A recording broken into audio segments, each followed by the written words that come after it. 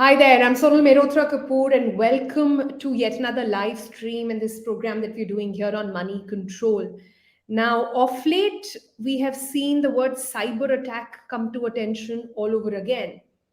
It started with the AIMS attack, went on to some attempts being made at several other health institutions as well in the country.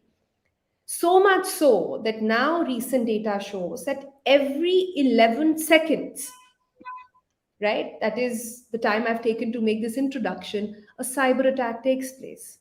That's the speed at which the cyber warfare is going on in the world around us. Countries, governments, experts across the globe at the moment are looking at how to combat this. India finds itself at the center of this entire controversy as well for obvious reasons. But here on the program today, we are going to try and decode what can people like you and I do to ensure that we don't fall under these attacks. And if we do, is there some sort of safety net one can bank on?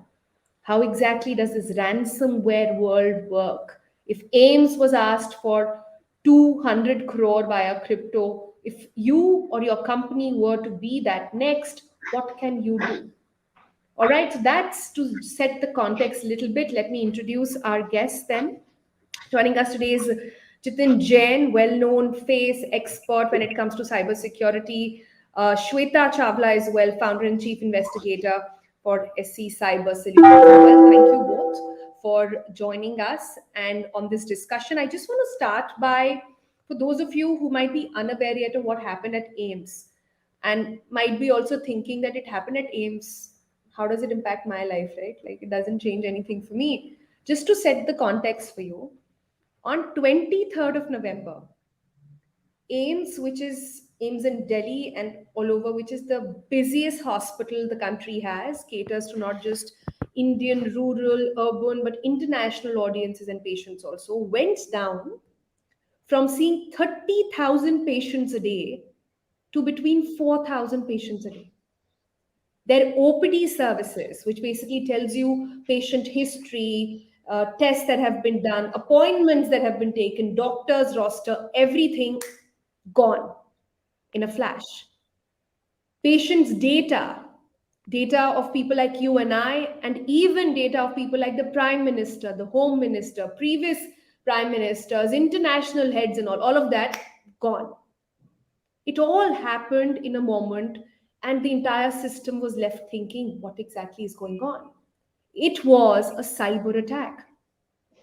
Something we got to know later that some 200 crores in cryptocurrency was asked for as ransomware, something that AIMS has officially denied, something that Delhi police says they're still working on.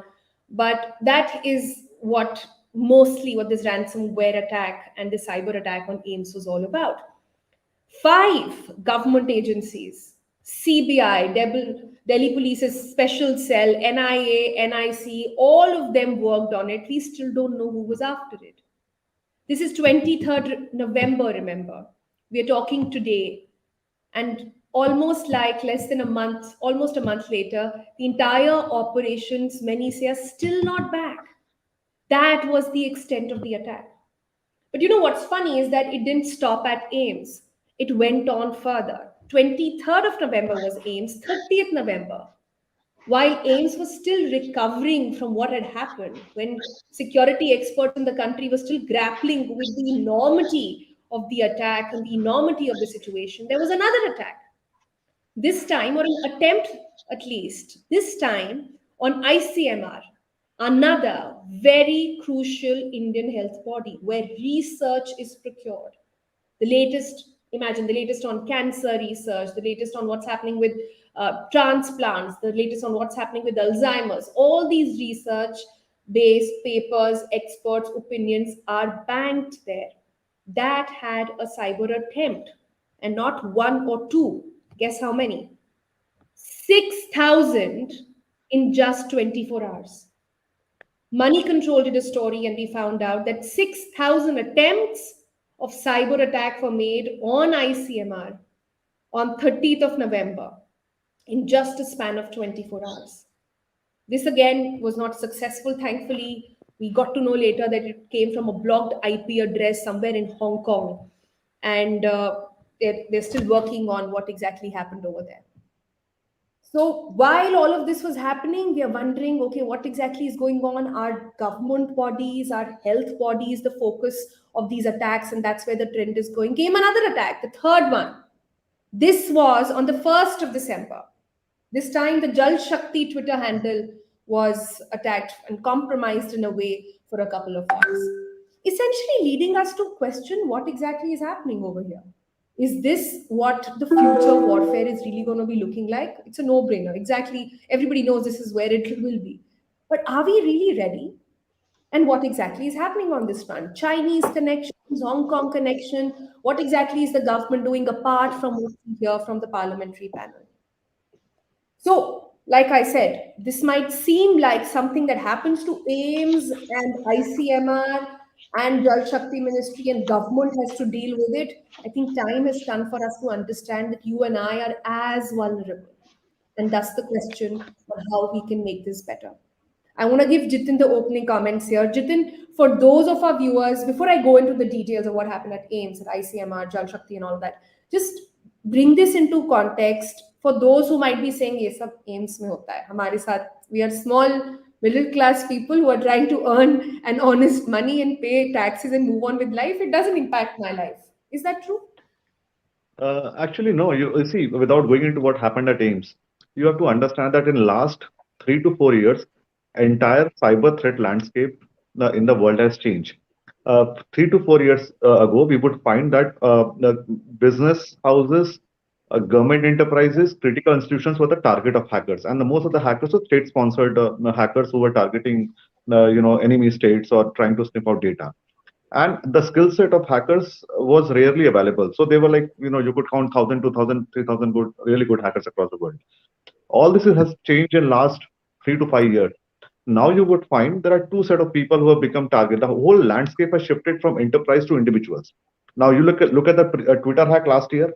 Twitter servers are not compromised. They try and target and hack an individual employee in Twitter and then obtain credentials through him. Likewise in Sony, likewise in many other hacks we have seen where individual employees of an organization have been targeted to further compromise the institution. So the lesson is it's now easier to target individuals than enterprise. And once you target and compromise an individual, is then easier to compromise the entire institution or enterprise. So there are two sort of hacks which are running every day. What we are seeing, one is ordinary people who have been a target and victim of cyber frauds, OTP scams, like you hear every day. किसी ने आधार से पैसा चुरा लिया, somebody did a Paytm fraud, stole money from a bank account.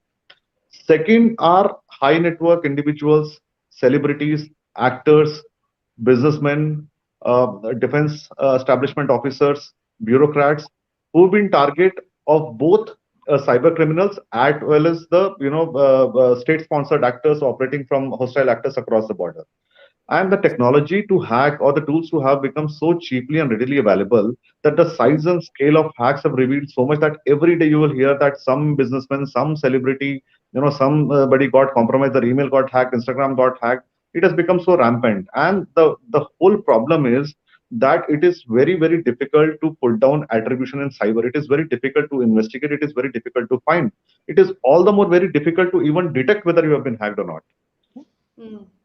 So to say that ये hacks खाली बड़े लोगों के साथ होगा or the big enterprise or big institutions will be targeted, no, sorry. I think 70 to 80% hacks happen on the individuals, especially human rights defenders, journalists, actors, celebrities, businessmen.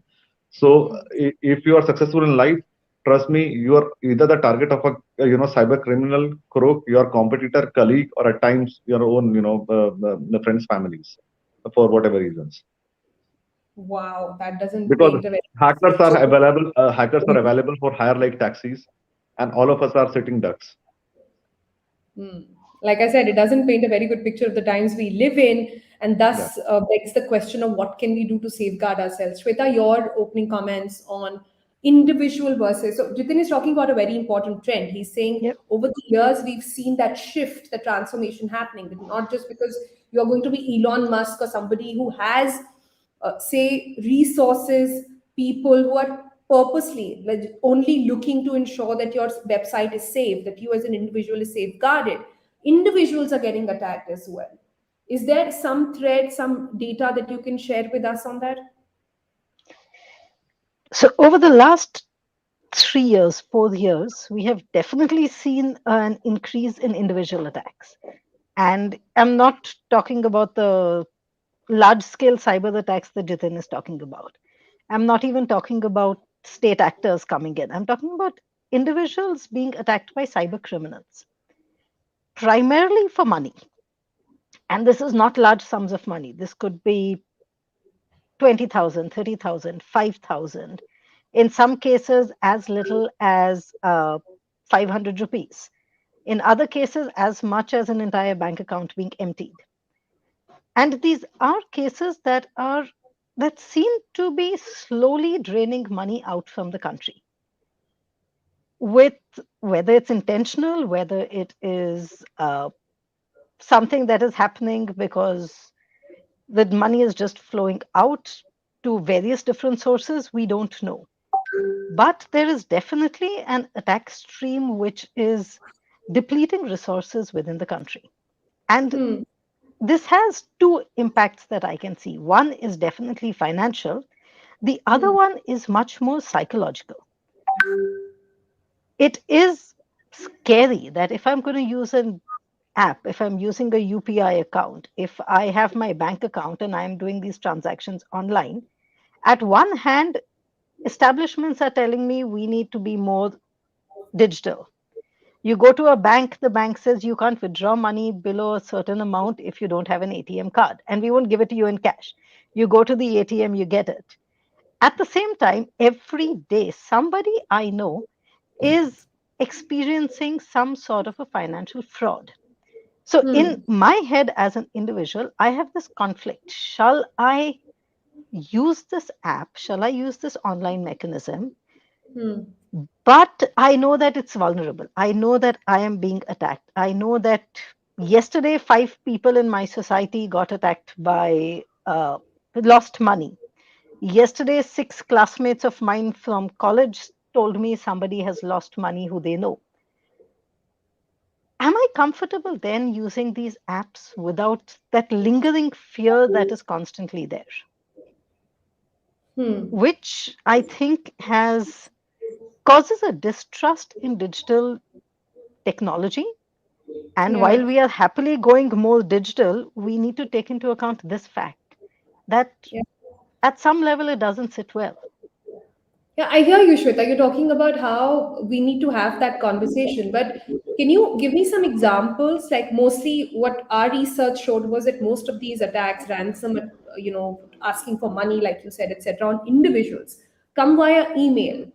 I'm just trying to educate my audience over here to try and understand how does this work? What is it that you need to stay away of?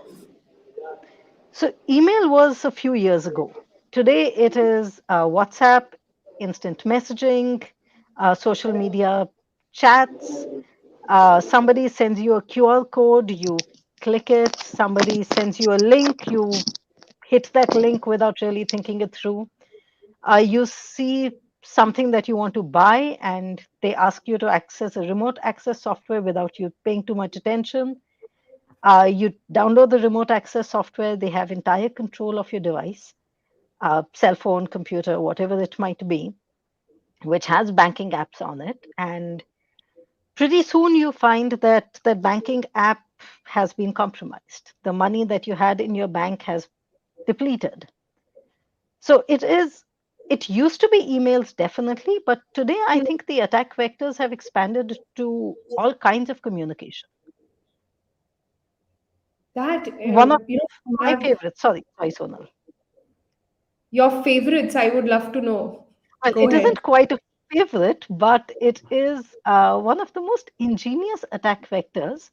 Is where you do a Google search for a restaurant, you do a Google search for the shop, and they give you this name and phone number, and you call the number up. They tell you, okay, we'll take your order, but we need to verify you. And so we are going to withdraw 1 rupee from your bank account. We are going to send you a link. You need to fill this form, and we will withdraw 1 rupee. which they go ahead and do. They withdraw 1 rupee, and before you can place the entire order, they've withdrawn a whole lot more. Wow.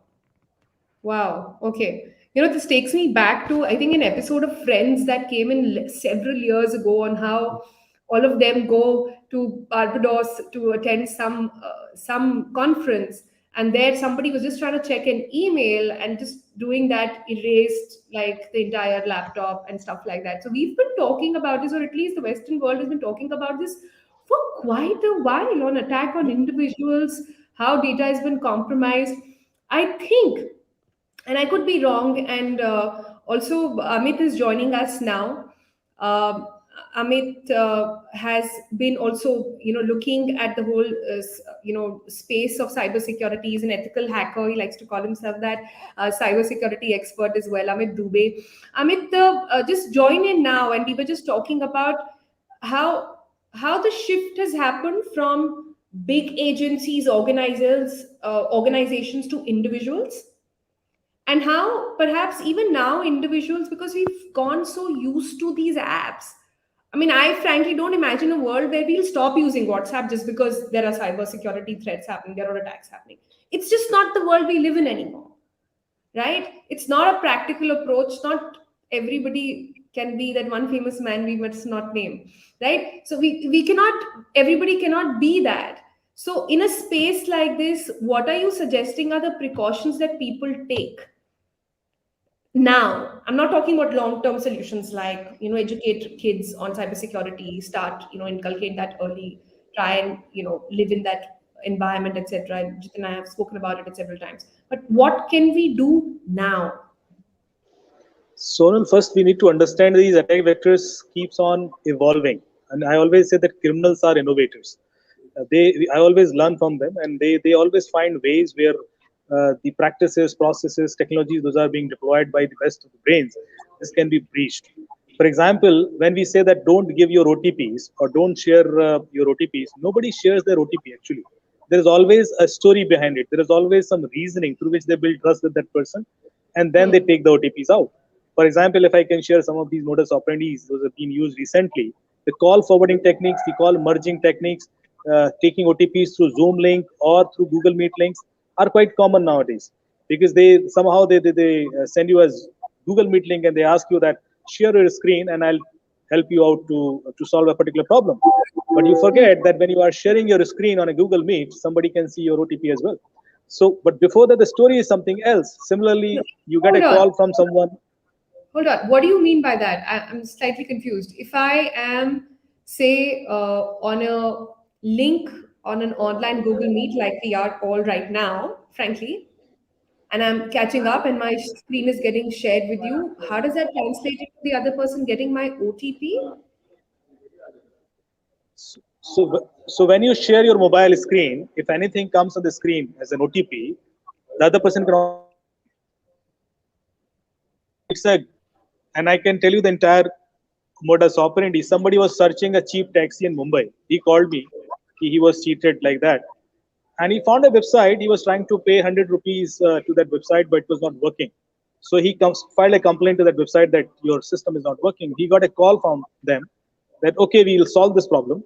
I'm sending you a Google Meet link. You please share your screen, and we'll see what is the issue, and we'll solve it. Now, to this moment, you don't see that there is any fraud happening. You get a link, you click on that link, and you share your screen. But you forget that don't ever share your mobile screen with anybody, because he will not only be able to see your activity on the browser, but he can also see the OTPs. So that is something which normally we ignore. So there is always a story, but what I'm mentioning here that nobody is directly giving away their OTPs. There is some reason through which their OTP is going out. Whether it is call merging techniques. Nowadays you get OTPs on calls as well. So suddenly you get a call from someone that Amit has given me your number and he will engage you for some conversation. And then he'll request that I think Amit is also calling you. Can you merge these two calls together so that we all three can talk simultaneously? Now you don't see any problem in this. You just receive a call, you merge that call. By the time you merge the call, your WhatsApp will be hacked or your Gmail will be hacked, because the other call was not from me, it was an OTP call. So the person could listen your OTP when you merge this call. So there are such out of the box techniques through which they get your OTPs. It's not just asking your OTPs. There are some methods that they have been using, and I think this is also interesting because people are not aware about these facts that they don't need to merge the call, or they cannot give their phone to someone just so that they can make a call, because he can set a call forwarding or any such setting they can do on their phone through simply dialing a code. So these are the things which I have noticed recently evolved. It's not just clicking a link or QR code nowadays. It is way beyond that. And by the time we make people aware about these technologies or modus operandi, they learn new things. They get evolved, and that becomes a challenge. We can all smile to this at the sheer intelligence of these hackers, but just in the past 5 minutes, Shweta has told us how booking a restaurant is not safe through a Google search. You've told us that booking a cab online is not safe. Jitin will have 1,000 other examples as well. Just sharing your screen and merging calls is not safe. Like, I mean, and we can't stop, like I said, we can't stop using these apps. And while the threat is so wild, and I'm just trying to narrow it down, Jitin, are there particular kind of people who are more vulnerable? Like today, how worried at a scale of 1 to 5 alarm, how alarmed should I be as a general citizen that I could See, be next in line? There could be a Jamtara documentary on me next time. see, if you are a journalist, human right defender, celebrity, activist, actor, or a successful businessman or rich person, you are definitely a attack target. There is no doubt about that. Both of cyber criminals, both of enterprise, your competitors, and at times your ex-spouses and all. But ordinary individuals, trust me, Sonal, are much more vulnerable every single day. I mean, I'll give you an example. Just a couple of months back, Prime Minister announced the launch of 5G services in India. These cyber criminals who were operating as a crooked enterprise were very next day sending SMSs that, call this number or send this link for 5G activation on their phone.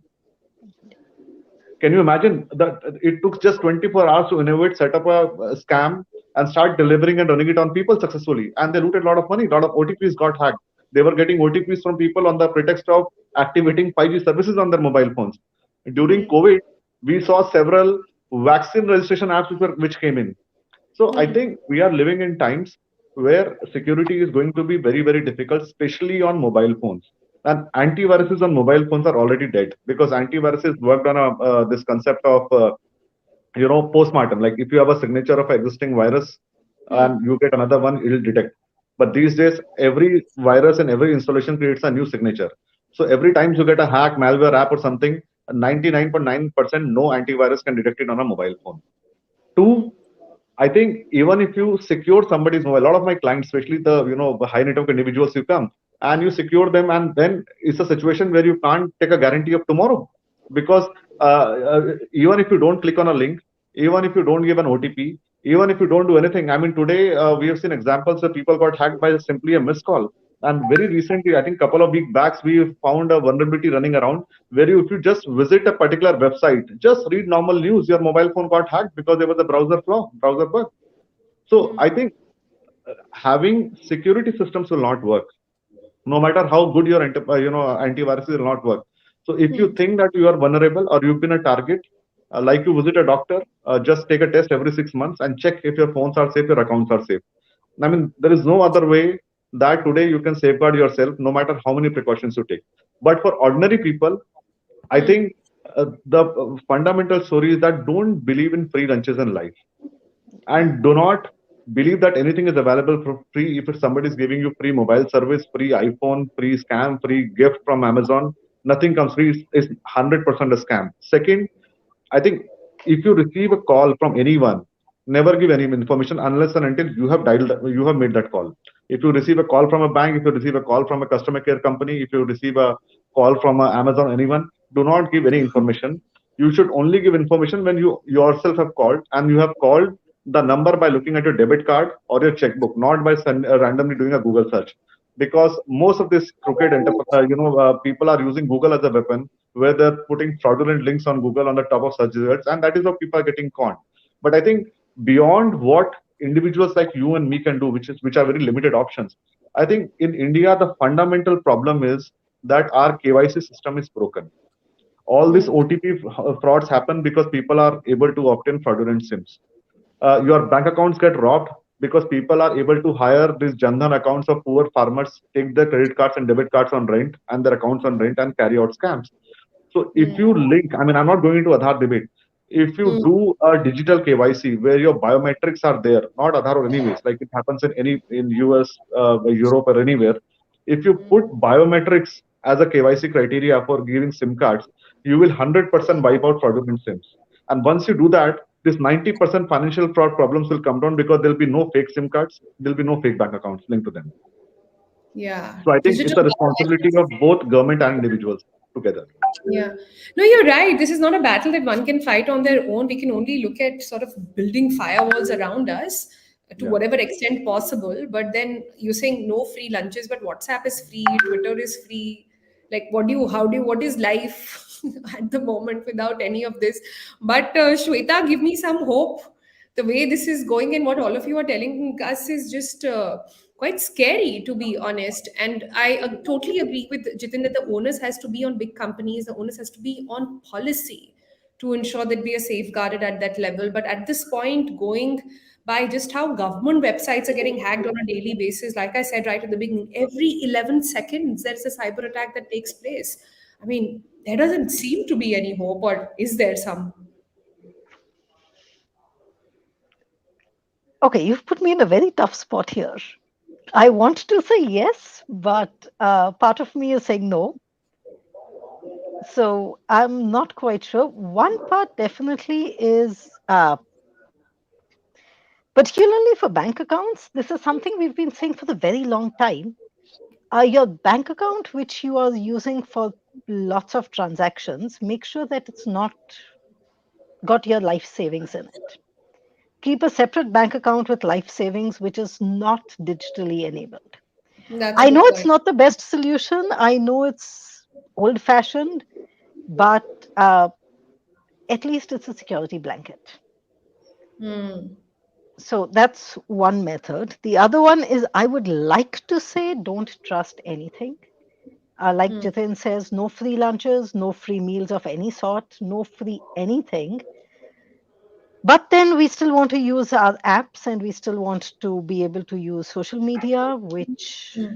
means that at some level we are going to have to accept risks. And we Hmm. are going to have to agree that, okay, what I am doing, the consequences of this could be very bad, but I do need what I am using. I do need WhatsApp. I do need Twitter. I do need the live streaming app that we are using. Hmm. So I'm going to have to weigh the consequences against my needs and make an educated decision, knowing fully well that I might be compromising my security myself. Yeah, but even Edward Snowden is on Twitter. Yeah, what are you Yeah. saying? Even if he's also on Twitter, and if he can't keep away from Twitter, perhaps the guy who brought in the debate for cybersecurity to the world is perhaps nobody still knows where he is or where and how that's going to happen. If he's also on Twitter, then expecting us poor souls to get away from these sites is not an option. No, it's not the Hard. way. It's just not there. I like the hack that you've suggested, and that's my first hack to keep in mind from the debate. And we'll try and come up with at least five. All right, by the end of this discussion, the first one that Shweta has given us today is keep a separate bank account which will have your life savings.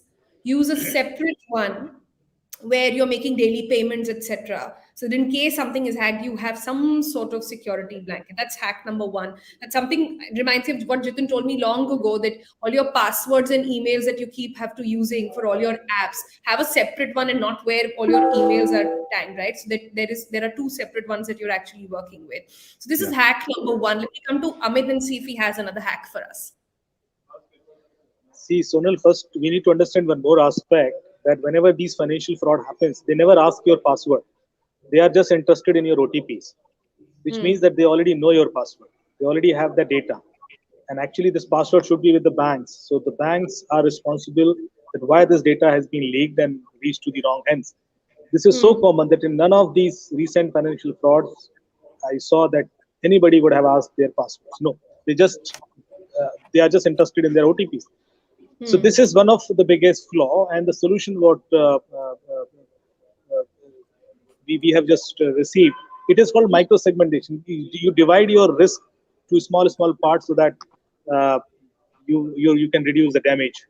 And so one of such solution could be that you have a separate phone for OTPs, which is a feature phone probably, which can just be used for OTPs. Because most of these OTPs, those are actually getting out. It's because your smartphone is vulnerable. It gets some virus or it gets some application which is reading your SMS and sending it out. So I think if you will have that a feature phone set of provision, especially for online banking transactions, it can save to some extent. Second, you need to have some features also, especially for social media hacks. I always recommend that Facebook or Twitter or Instagram, they have some security settings which we normally don't do. For example, if your Facebook profile is getting cloned frequently, which means your friend list is public. If you make your friend list private, it should be visible to you only. Nobody will be interested to clone your Facebook profile because they may not reach to your friends. They can't see your friends. Or to your post, to your if you keep your post visible to your friends only, then there is no other way that they can reach out to your friends. So I think these two small settings can help you to not getting cloned on Facebook or on other platforms. So these are some of the suggestions which I can put forward in this situation. And otherwise, see, there are lots of other security provisions also in your phone. Whenever we install an application, I saw a recent case where the person claimed similarly that he did not click any link, not shared anything or OTP or no QR code, nothing, and he lost 75 lakhs. And when I was investigating his case, I found, especially instantly, I did not find anything. In fact, I had to check through his dashboard that what all applications were installed in his phone, and I was doubting that some application would have been deleted now. This was installed temporarily and would have been deleted, which could have shared his OTP. And I found one game which was installed on Thursday night and removed on Sunday. And then I doubted on his son and I checked his iPad and I found that he was on Discord communicating with a girl. I don't know whether she was a girl or a criminal, but that girl proposed him that we will give you Robux points, and in lieu of that, you need to install this application to your father's phone. So there are n number of ways they can reach out to you, to your neighbors, through your kids, and through your wives, and that is something I think which we need to also ensure that security cannot be achieved in isolation. I may be aware, I may be technically conscious, I may be having security settings and provisions, but if any one of my surroundings they are not aware and they are vulnerable, I'm also equally vulnerable to the same extent. Yeah, yeah. So far the hacks, Amit, that you are suggesting is first keep a separate bank account, then keep a separate phone for OTP also. I don't know how many people can really afford to do that, but and how many of us can actually follow through. But the bet on security checks by social media apps. Now, I'm not quite sure. And Jitin, before you tell us another hack, talk to us a little bit about, there is so much chatter about what Apple is going to do and what Google are going to do. 2023, we're expecting a big bang innovations or perhaps a set of guidelines to be rolled out in the tech world to ensure that we are more cyber safe. If you could take us through some big points over there, and what exactly are your apprehensions, if at all, or do you actually see this moving in the right direction? No, it's obviously, if implemented honestly, it's going to be a step in the right direction. It will, of course, protect people and their privacy from ordinary cyber criminals. But it will never be able to protect high-risk individuals from the state-sponsored attacks or targeted attacks by cyber, hackers for hire, because they always use 0 days and exploits to hack. Uh, the financial criminals are normally using social media, or psychology scams like stealing your OTP by telling you a false narrative. They don't hack you; they hack your psychology, right? But the high-risk individuals, despite of whatever security these phone companies or operating systems put at at play, they will always be defeated. So I think they are always going to be at risk. But in my opinion, I think I always give my clients three simple tips for financial security. Make sure no matter how big or a wealthy individual you are, always put a transaction limit to your credit card, debit card, and bank account for online transaction. I mean, even if you have a credit card which has got a 25 lakh rupee limit, If you're not swiping it more than 5,000 rupees a day, keep a limit of maximum 10,000. So that even if tomorrow your card is lost, wiped, cloned, you will not lose anything beyond 10,000 rupees. And same is for online transactions. Hmm. For Hmm. social media, I think the most simplest thing to do is the most primitive thing is to enable two-factor authentication. Just Hmm. go to settings and enable two-factor. It will, for ordinary people, in many of the cases, they'll protect your account even if you lose your password. Hmm. Hmm. Three, for your mobile phones, I think antiviruses are dead. And just understand one thing: there are only two kind of people in the world.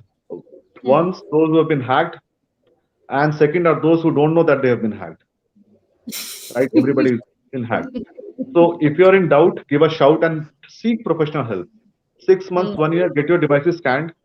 Be Hmm. assured. I mean, there is no other measure, there is no other shortcut, there is no other magic which can secure you.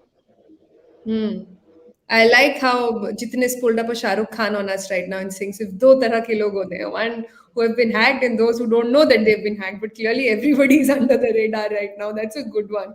So the third hack, perhaps for the day, has come from Jitin, where he's saying that limit your transaction and limit your transaction, have a transaction limit to all your credit card, debit card, etc.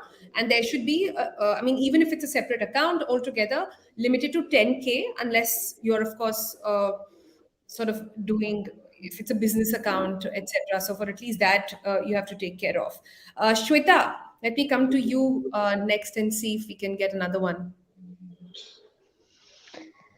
Well, I'm still going to go with Jiten's to a multi-factor authentication. Hmm, I think hmm, that's extremely important for every kind of an app that we have, every kind of social media, every kind of email that we use.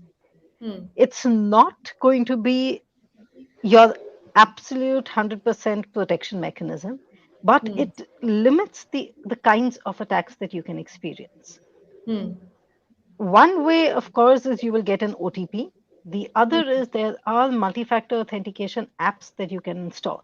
So most companies, particularly large companies, do have their own authentication apps, hmm. which also help. Now, I know I'm contradicting myself by first telling you don't install stuff and then telling you you could install an authentication app. Hmm. But in some ways, these authentication apps are more secure than OTPs because OTPs finally depend on the SIM card. So if you've got SIM card cloning or duplicate SIM cards that are made or things of that kind, your OTPs are going to be compromised. So tell me more So, about these authentication apps. Like, what do they do? Can you so there name is some? something like Google Authy, which Hmm. you could install. There is another one called YubiKey, which gives you a little dongle kind of thing which connects. Hmm. So all of these apps are linked to your social media apps, linked to your emails. When you say you want an OTP, you can typically link it to one of these apps. Hmm. So it's kind of like if you've got a Gmail account and you're trying to log into your Gmail account, Hmm. Hmm. Google these days does not really send you an OTP. They'll Hmm. send you a message on a phone or the computer that has already been linked to that email account and Hmm. asking you to verify that you are that person. Hmm. So it is taking away the both the control and the weakness that OTPs have. Right. Right. Right. So this authentications app separately, which a lot of corporates already have. Yeah. So a lot of them already operate on Google Authenticator. That's a good one you're saying to start with for individual and even small companies. For startups, I fear for these poor guys though, and for them also to sort of get into. Last one of the day, Amit, what do you got for us? Sonal, I would like to suggest something for organizations as well. For Hmm. example, when people were surprised with this AIMS attack, I was not surprised. The attacks will happen. My challenge was that why could not be recovered within 1 day or half day or even few hours? There was no Yeah. recovery management in place. So Yeah. that was the biggest flaw in the system, in the process. Hmm. Attacks will happen. See, you cannot stop wars. You cannot stop attacks. Hmm. These are inevitable. But then we should have a mechanism, backup mechanism. We should have a disaster recovery mechanism. We should have a process in place so that you can recover from the situation instantly or within minutes or hours. See, Twitter was hacked. There were big organizations those were hacked, but they could recover it very fast. And that is something which we need to develop now as the process in government systems also. In every such organization, they are taking it so lightly that we will never be hacked. So there is no recovery system in place. There's no DR system in place, disaster recovery system.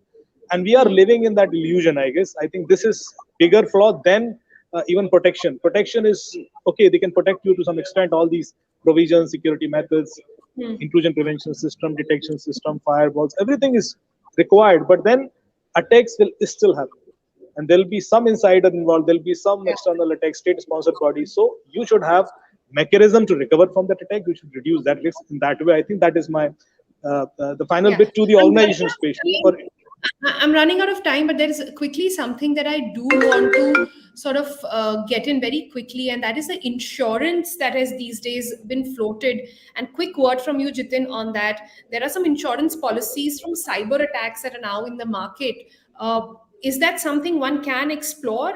I mean, I'm just trying to understand. It was my only hack that I could think of. There is apparently a third party who's taking guarantee for any sort of attack that happens to me. Thoughts on that? No, it's a very emerging concept that too in a very nascent state. It's not yet matured, and it is available only for enterprise. That too in a very few countries, especially in the West. It's very difficult to quantify the spectrum of loss. It's very difficult to prove that you did due diligence and took ample measures to secure your data, because when you will seek claim, these companies will ask all these questions: did you secure? Was it your mistake, or you got hacked because of your own lack of you were not being careful? So I don't think it will that industry will grow. I mean, because we are not mature enough right now, because there are no data protection laws in many of the countries.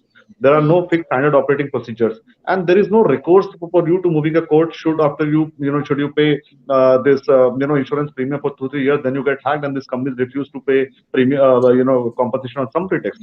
So I think that is going to still take a decade, probably, or 5-6 years for that concept to develop, and that can only develop when your security is guaranteed by law, by technology, and then despite of those measures, if something goes wrong, then probably insurance company might set in. But right now, I think we are not in that space where we have enough data protection laws, where we have enough security mechanisms available for everyone. Okay, Shweta, quick comments. Till the time security laws are in place, till the time we develop a better security system, you're saying insurance on these cyber attacks, I mean, won't work? I don't think it will work. It's a good idea. It's comforting to have insurance, but the insurance company is also going to take care of its interests first before they take after my interests.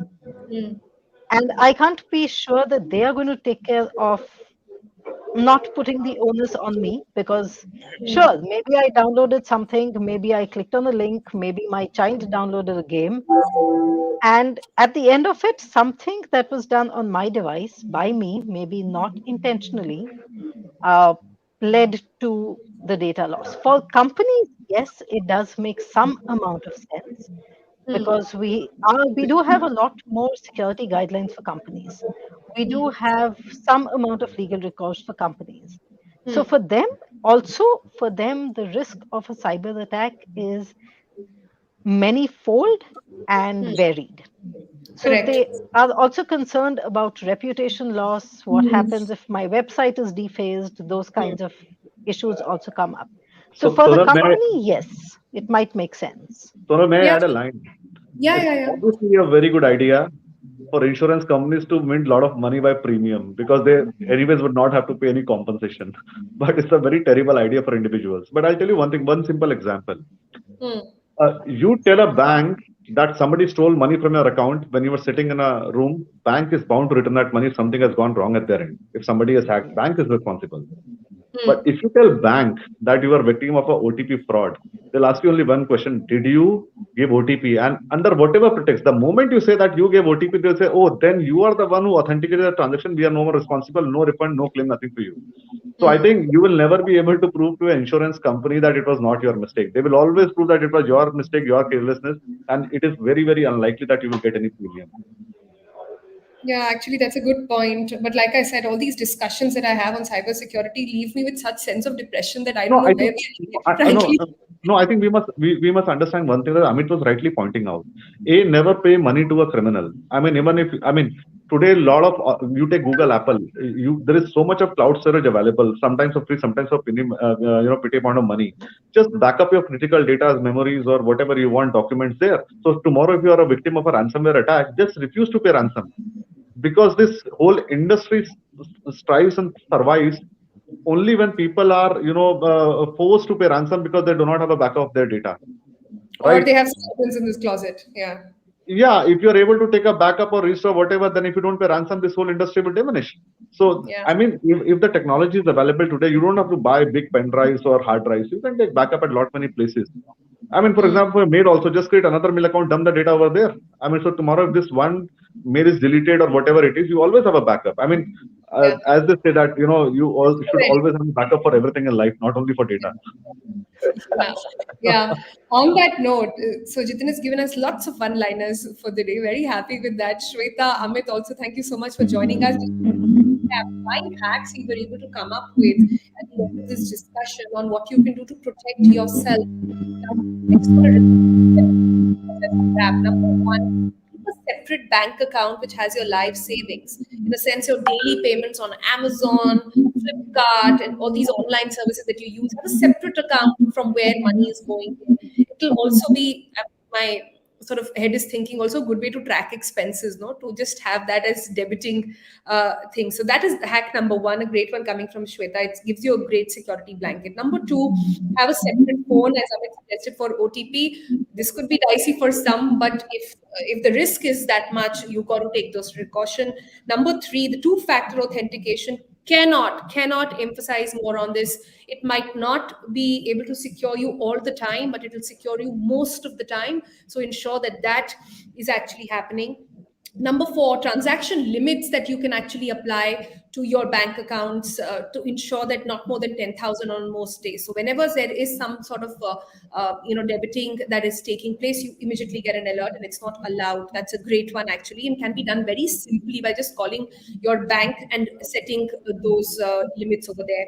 And number five, really on recovery system, but I'm going to replace that by what Jitin said. Have always have a backup and refuse to pay ransom whenever, if you ever were to come to that stage. All right, with that, thank you all so much. This was really helpful, and we'll keep this conversation going to understand and make cybersecurity more accessible. It shouldn't be a subject that only Yeah. intellectuals and experts like you talk about. It should actually be discussed in drawing rooms in schools, and Yeah. especially as and when more and more in financial organizations, and off late, if we are to see any trends in health, organizations as well. So needs to be discussed, the topic of the hour. On that note, thank you all so very much. And to our viewers, stay tuned to Money Control. Lots more coming up. Santo CJ on the other side. Thank you, Sonal. Thank you. Thank you so much.